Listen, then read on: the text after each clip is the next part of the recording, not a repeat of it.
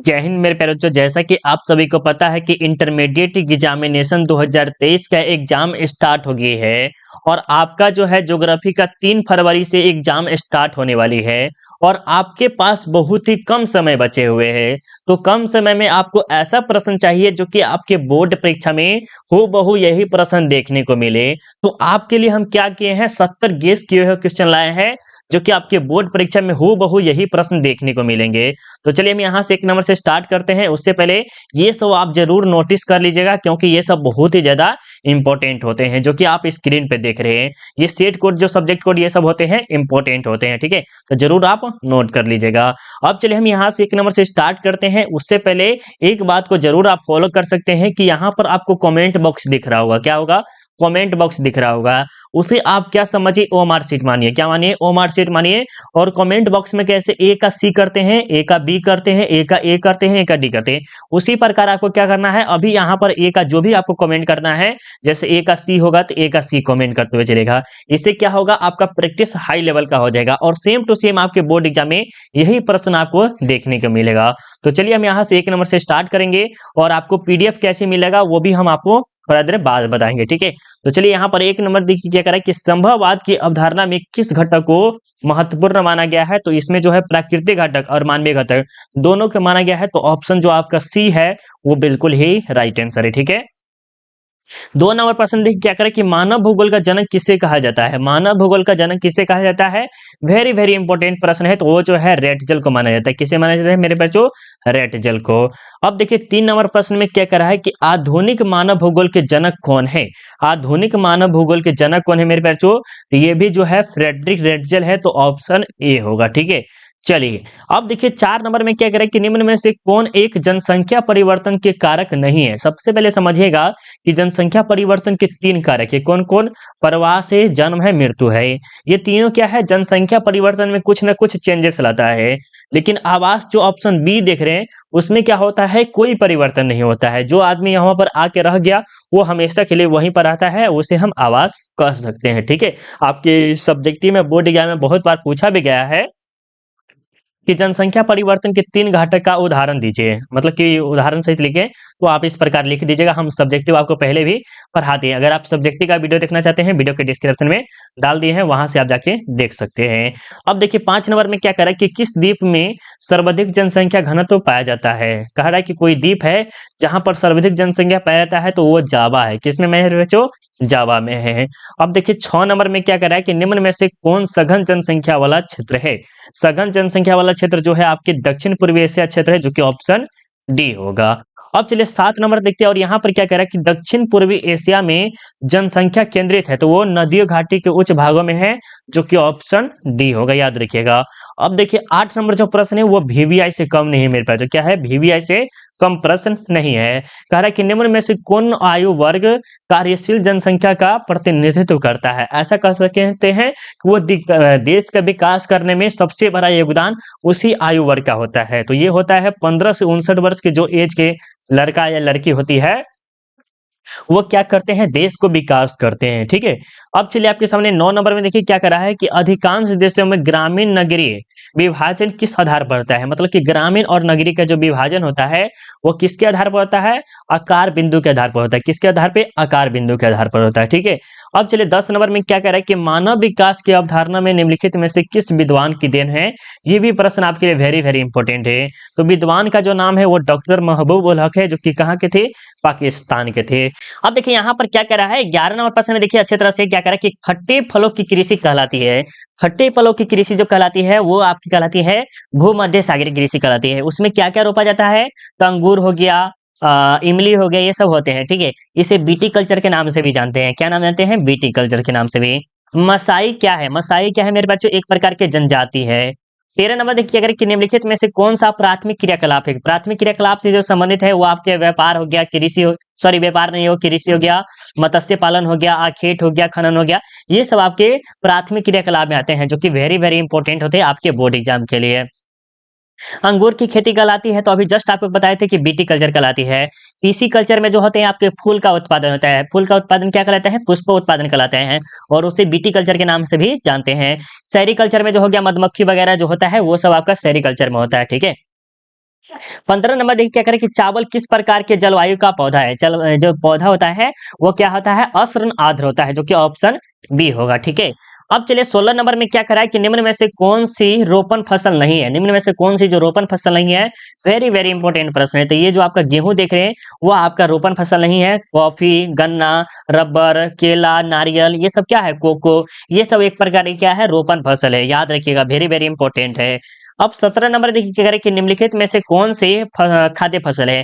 खाद्य फसल जो है ये आपके मक्का है। कौन है, मक्का है। ठीक है, 18 नंबर देखिए क्या करें कि निम्नलिखित में से किसे क्यूबा की रानी कहा जाता है। क्यूबा की रानी जो है वो आपको गन्ना को कहा जाता है। किसे कहा जाता है, गन्ना को कहा जाता है।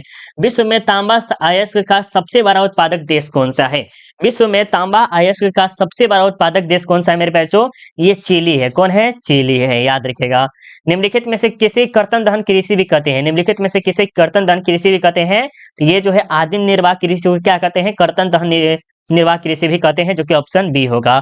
और इसमें क्या क्या होता है, चावल मतलब कि जो होता है वो लोग क्या करते हैं, एक जगह पेड़ पौधे काट उठ कर क्या करते हैं, इसका कृषि वगैरह करते हैं, वो से हम क्या कहते हैं, आदि निर्वाह कृषि कहते हैं। इसे झूम की खेती के नाम से भी जानते हैं और स्थानांतरण कृषि के नाम से भी हम जानते हैं। ठीक है, अब देखिए 21 नंबर में क्या कह रहा है, यहाँ पर देखिए 21 नंबर में कि निम्न में से कौन एक अर्थव्यवस्था में उत्पादन का स्वामित्व व्यक्तिगत होता है।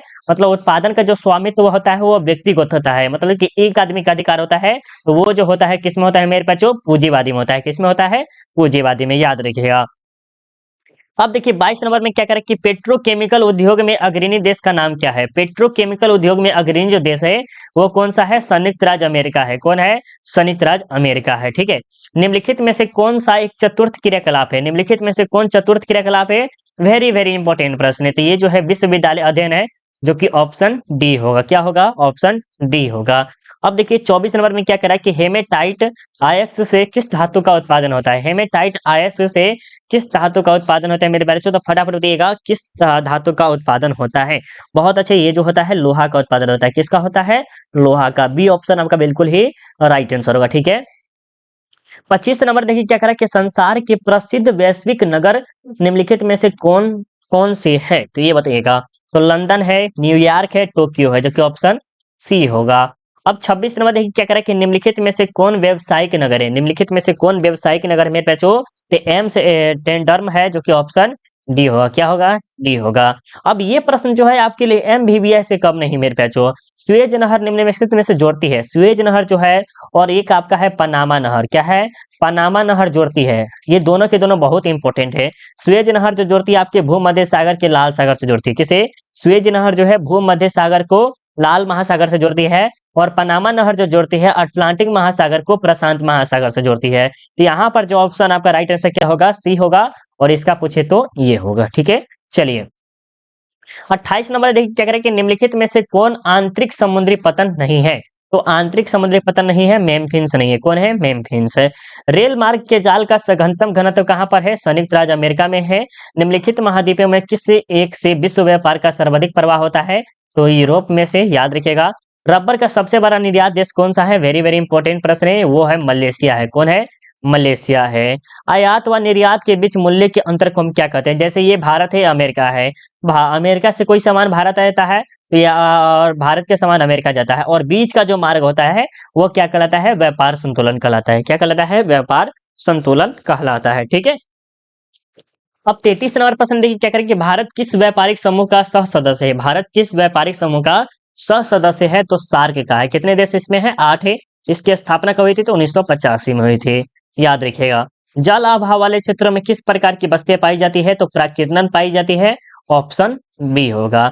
2011 के प्रारंभ में भारत में कितने मिलियन सिटी थे, तो 53 थे। कितने, 53 सिटी थे, ऑप्शन ए होगा। भिलाई नगर किस वर्ग का है। भिलाई नगर जो है वो किस नगर का है मेरे पास, तो औद्योगिक, किसका, औद्योगिक का है, जो कि ऑप्शन सी होगा। क्या होगा, ऑप्शन सी। अब देखिए यहाँ पर 37 नंबर में क्या करें कि निम्नलिखित में से कौन भारत में पुरुष प्रवास का मुख्य कारण है। भारत में बोला जा रहा है, भारत के जैसे मान लीजिए बिहार है, बिहार राज्य का होगा। ठीक है, यहाँ पर क्या होता है, पुरुष जो है बिहार, भारत मतलब जैसे बिहार राज्य हो गया। ठीक है, क्या हो गया, राज्य। और बिहार से दिल्ली क्यों जाते हैं, दिल्ली क्यों जाते हैं, काम और रोजगार के लिए। किसके लिए, काम और रोजगार के लिए। देखिएगा आपके चाचा मम्मी मम्मी मम्मी नहीं होगा, आपके भैया हो गए, पापा हो गए, ये सब कहाँ जाते हैं, बाहर चले जाते हैं, मुंबई, दिल्ली, कोलकाता, चेन्नई, यहाँ पर जाते हैं। किसके लिए, काम और रोजगार के लिए। ठीक है, तो ऑप्शन जो आपका राइट आंसर क्या होगा, सी होगा।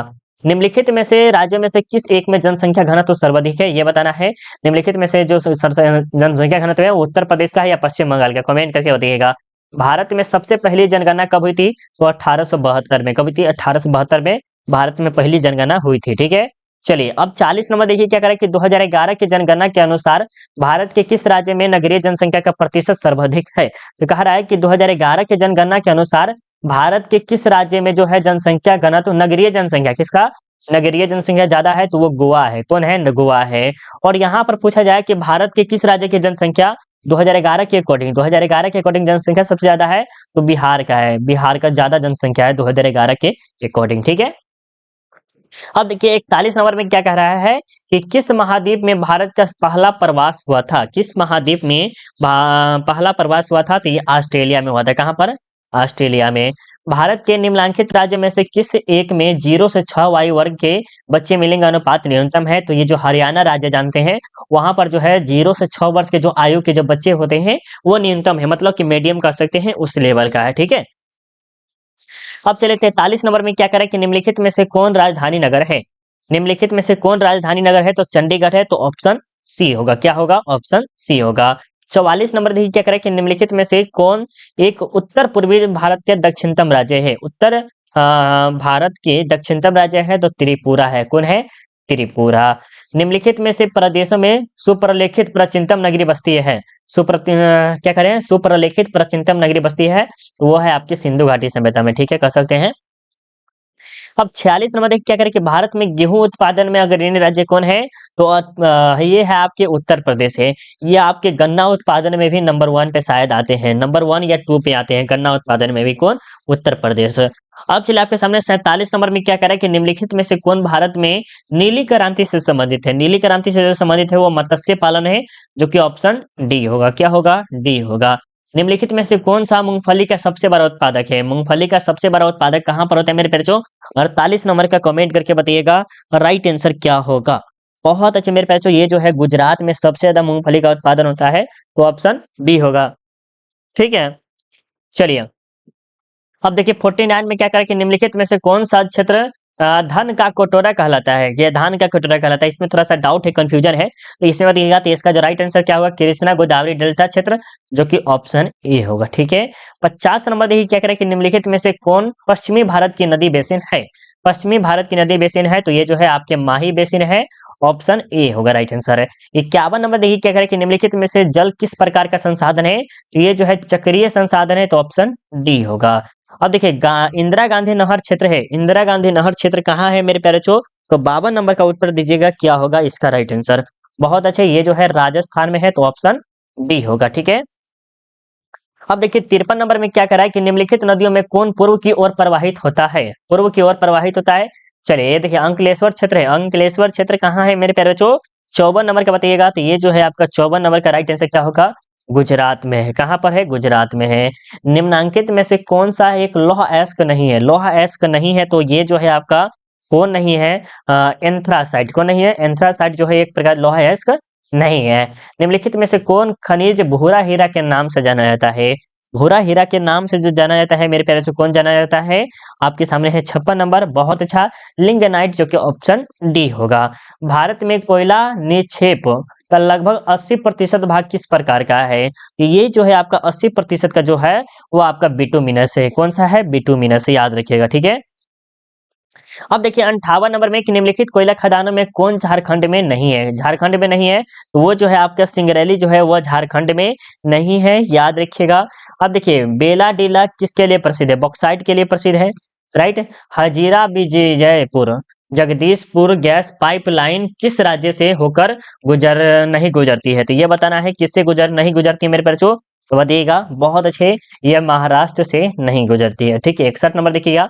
धारावी मालिन बस्ती कहाँ है? तो ये मुंबई का ही जगह है, वहां पर है। वहां पर मूवी वगैरह भी शूट वगैरह किया जाता है। ठीक है, अब देखिए यहाँ पर क्या करें कि बिस्कुट उद्योग किस प्रकार के उद्योग से संबंधित है? ये जो है उपभोक्ता उद्योग है, तो ऑप्शन बी होगा, जो कि स्वयं भी इसका यूज करते हैं और खुद भी उत्पादन करते हैं। मणिपाल सॉफ्टवेयर तकनीकी पार्क कहाँ है? मणिपाल सॉफ्टवेयर तकनीकी पार्क कहाँ है मेरे बच्चों? ये जो है कर्नाटक में है। कहाँ पर है? कर्नाटक में। अब देखिए 64 में किस पंचवर्षीय योजना में योजना का अवधि 2007 से लेकर 2012, ठीक है, मतलब कि 2007 से लेकर 2012 वाला जो पंचवर्षीय योजना था वो कौन था? 11वीं था। कौन सा? 11वीं, ठीक है। चलिए, कोलकाता पतन स्थित है, कोलकाता पतन स्थित है 65 नंबर का उत्तर दीजिएगा। बहुत अच्छा, पश्चिम बंगाल में। कहाँ पर है? पश्चिम बंगाल में। अब यहाँ पर देखिए, ये प्रश्न भी बहुत ही लाजवाब है, वीवीआई प्रश्न है, अच्छे से याद कर लीजिएगा। निम्नलिखित में से वो कौन सा एक सबसे सस्ता परिवहन साधन है जो भारी सामान और लंबी दूरी के लिए उपयुक्त होता है? तो ये जो होता है जल परिवहन। कौन सा? जल परिवहन सबसे सस्ता होता है और सबसे भारी भारी सामान भी ले जा सकते हैं, ठीक है। अब देखिए, भारतीय रेल प्रणाली को कितने मंडलों में विभाजित किया है? तो टोटल जो है आपके 18 मंडलों में विभाजित किया गया है।